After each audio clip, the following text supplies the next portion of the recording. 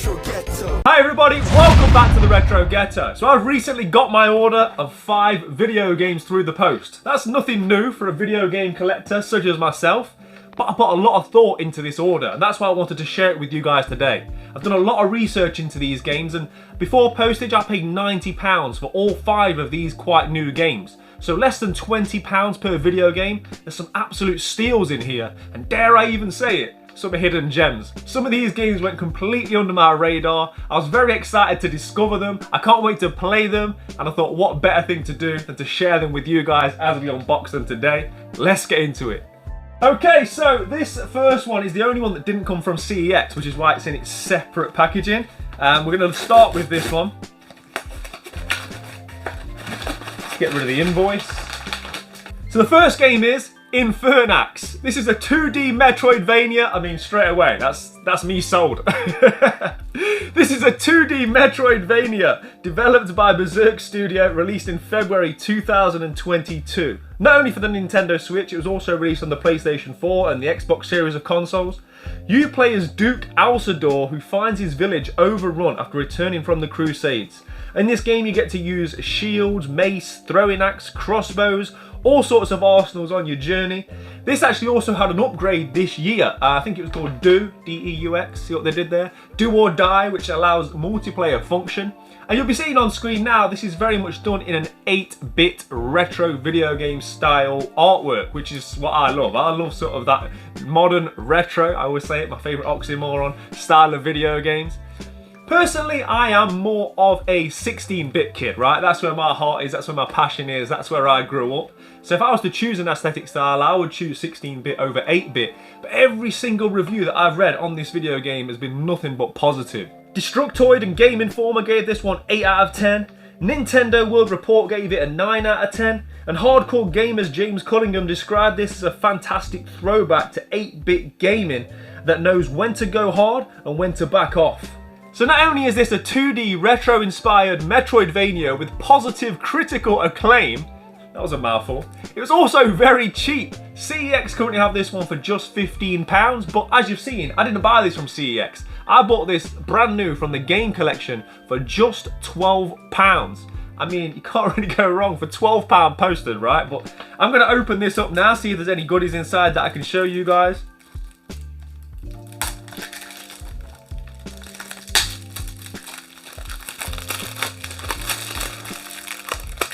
So as we open it up, there's no additional extras, but there's some really nice artwork in there. And I mean, for £12 for a brand new Nintendo Switch game, you can't go wrong, right? Okay, so we'll swap that for that. We'll pop that there. And we'll get into this. So there should be 4 video games in this box. Crazy that they've all come from the same branch of CEX, right? Which means theoretically, I should be saving £9 on postage. CEX if you're watching, but we'll save that rant for another video, right? Let's get into this one. They've taped up the box so there'll be no fancy pulling of the tab. We're just going to rip in, get rid of the invoice, get through the mountain of packaging. Right, okay, so the first game in the box is one that I knew I had to buy. The second I learned of it, I got straight online and this somewhat inspired me to place this order. And that is Gear Shifters. So the official blurb on this game is that it's a high-intensity top-down vehicle combat combining classic retro shoot-'em-up arcade gameplay with rogue-like elements. So for my mind, what that basically means is it's a racing game combined with a shmup, and that's why I was sold immediately. You'll be seeing on screen now the footage. I mean, it just looks fantastic, right? I was sitting there thinking to myself, how has this passed me by? This was developed by Red Phantom Games in 2021. So that's 2 years this game's been available to me and I've never seen it. I've never come across it. I've never heard anyone talking about it. And I'm shocked as to why. Obviously, I'll be letting you guys know in the following weeks and months on the vlogs as to how this game plays. Because this is getting bumped right up to the top of my list of games to play, let me tell you. But yeah, I just can't believe I hadn't heard of it up until now. Set in 2060, after the collapse of capitalism and democracy, you are tasked with delivering critical packages through dangerous factions of weapon-laden vehicles and their mega machine bosses. I mean, that sounds awesome, right? I've just sat here and pulled the stickers off so that you guys can have a better look at the box art. And I'm reading the back of the box now. It says, an arcade action shoot-'em-up, roguelite, steer, drift, spin, smash and gun through waves of enemy vehicles. If this game plays anything like it reads, it's going to be an absolute absolute bargain at £15. Let me know in the comment section if you've played this one, because I'd never even heard of it until recently. Right, okay, on to the next one. What's in the box? Okay, so this one bucks the trend. This isn't what I can describe as a hidden gem. It actually sold 3 million units worldwide, which is actually the most, surprisingly, in the whole of the series of this franchise.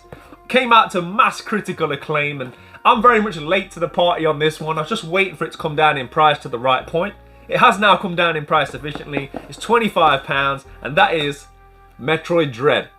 So this 2021 release is same as first outing on the Switch, and it's set after the events of 2002's Metroid Fusion.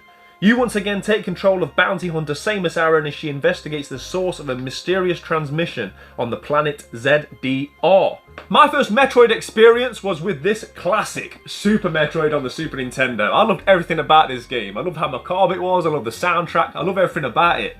My latest experience with Metroid, however, was not quite so positive. Metroid Prime Remastered, it's a good game, it just wasn't for me personally. And what I've concluded from that is that I am more of a traditional 2D style Metroid fan. So yeah, I don't think I'm going to be going too far wrong with Metroid Dread. Everybody says it's fantastic, all the reviews are very positive on this one, and like I say, I'm very much late to the party, but when your backlog's as big as mine, there's no point in rushing out to pay full price for these games. I've been waiting for it to be in and around £20–25, and I don't expect it to come down too much further with it being a mainline Nintendo IP, right? But yeah, very happy to have this, and hopefully I'll be getting played through it this year. Again, let me know in the comment section how you've been getting on with Metroid Dread.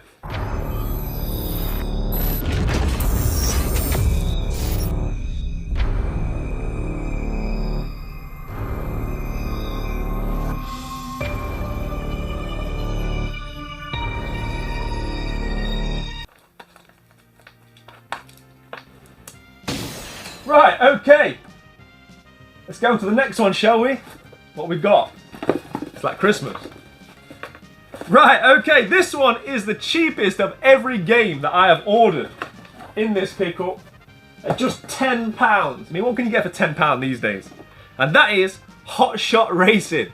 This game's been out since 2020, and I've actually tried to buy it a few times, but every time I see it, it's always one of them annoying code in the box type things. But obviously I know CEX only sell physical copies, they don't sell codes in a box, so I knew this was the right time to pick it up, and for just £10, I wondered why I hadn't picked it up before now. So this Lucky Mountain Games developed racer is a love letter to early 3D racing era classics, such as Daytona and Sega Rally.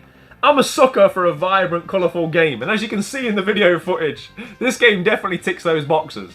There are a few experiences in gaming generally that are as exhilarating as being able to boost and drift to your heart's content around corners in video games, and as you can see, this game has that in abundance. It also boasts 4 different GP modes and a couple of other different playable options where you can play as cops and robbers mode, where you can play as both the cops and the robbers. There's also a mode which is inspired by the movie Speed, in which you have to maintain a certain miles per hour, and if you go below that, you'll explode.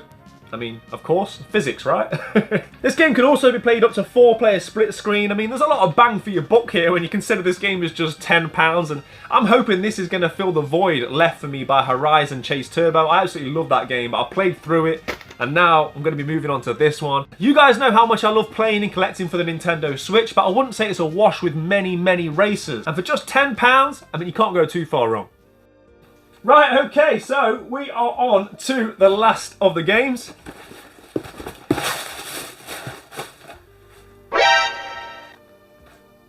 Hang on.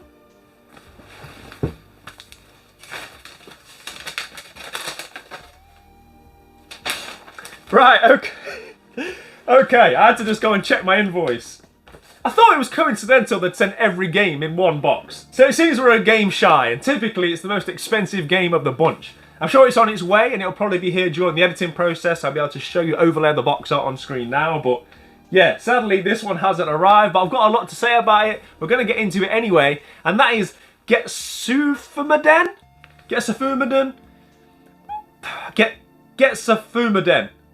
Undying Moon. GetsuFumaDen, I think that's right. Undying Moon was a Konami-published 2D action platformer. It combines intense roguelike hack and slash action with a stunning dark fantasy world brought to life through the stroke of traditional Japanese art. And that's what really caught my eye. I first noticed this game when I was actually in a game store of all places. I was looking through the Switch section and I saw this fantastic sort of box art and I picked it up and it looked great, but the price tag of £55 meant I quickly put it back on the shelf and went on my way. However, I was shocked to discover that CX was selling this game for £30, so I added it to my order and now I'm going to get into it. As the chosen leader and guardian of the land of the living, you get to wield the otherworldly arsenal and powers of the Getsu clan as you descend deeper into the depths of hell to eradicate the source of the cataclysm. As I've said, and as you guys will be seeing on screen now, the art style is absolutely stunning. It's very unique. It reminds me of games like Muramasa that came out on the Nintendo Wii many years before. But it's not only the visuals that pull me in here, there's a real in-depth leveling up system that you're going to need for your many runs of this procedurally level generated game to ultimately beat it. It reminds me a little bit of Dead Cells, and I couldn't put that game down until I'd finished it. So if this game's anywhere near as good as that one, I'll definitely get my £30 worth. So there we have it, 5 very different games that average less than £20 each. I absolutely love that the Nintendo Switch has become an affordable console to collect for in 2023. I love the system, I've made no secret of it. It's one of my favourite systems of all time, and now I can finally start to get out there and add more and more games to the collection from what is one of the best libraries ever assembled, in my opinion, for one console. Let me know via the like button if you think I've done well with this order, and let me know in the comments section if you've played any of these games, what your thoughts are, or if I've inspired you to pick up any of the games that we've looked at today. I'm going to be covering these games over the next few weeks and months on my vlogs, so keep it locked to the channel for any reviews, what I think of these games as I eventually get to play through them. As always, thank you very much for watching. Play your games, keep it retro. I'll see you all real soon. Take care. You're watching the Retro Ghetto. Ghetto. Ghetto! Yeah. Lock into the retro ghetto.